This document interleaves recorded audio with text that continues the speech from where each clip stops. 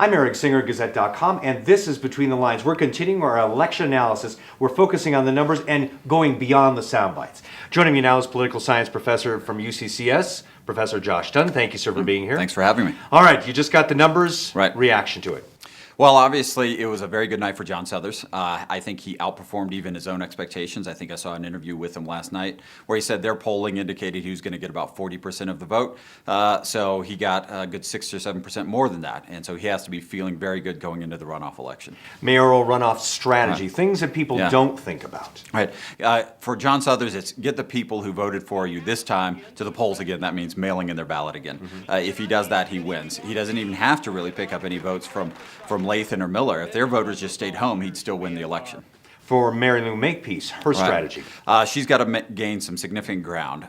So that means she's got to pick up some voters somewhere. It's not exactly clear where those voters are going to come from. Maybe some Miller voters, maybe some Lathan voters, but obviously she's kind of been postured as the moderate to liberal candidate in the race, so it's unlikely that many Miller or Lathan voters are going to all of a sudden vote for her in the runoff election. Okay, election turnout, 39.04%. We'll say 39% among friends. Ballots cast, 88,966. Registered voters, 227,911. So was it a successful mail-in ballot?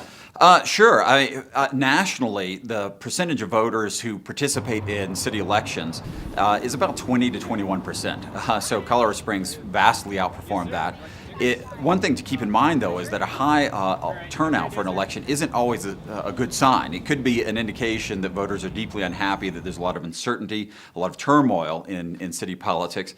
So that's something to consider as well. Obviously, it's less than the last time in 2011. But if you look at the total raw numbers of voters, it's comparable to what we had in 2011. We have about 75,000 more registered voters now than we did 4 years ago. All right, and finally, we're going to be talking about an interesting race with the city council. Obviously, we have Tom Strand, we have Bill Murray, and we have Merv Bennett. Jariah Walker was hoping to bring in the young professionals. Where were the young professionals? I don't know. That's an interesting question. I'm not certain if people are going to do some follow-up research to figure out who actually voted, what the demographics were. But yeah, I think part of what happened is that the people who did win, particularly those at-large races, the voters looked at them as the kind of candidates that could help repair the relationship between the mayor's office and city council, and so they're happy to vote for them. All right, and we will have to wait and see. Anything you'd like to add? No, right now, you just have to feel good if you're John Suthers. Right? The only thing disappointing for him is to come that close to actually winning the election outright and then have to have a runoff election. All right, thank you very much. Professor Josh Dunn from UCCS giving us his take and an election analysis. With Between the Lines, I'm Eric Singer, Gazette.com.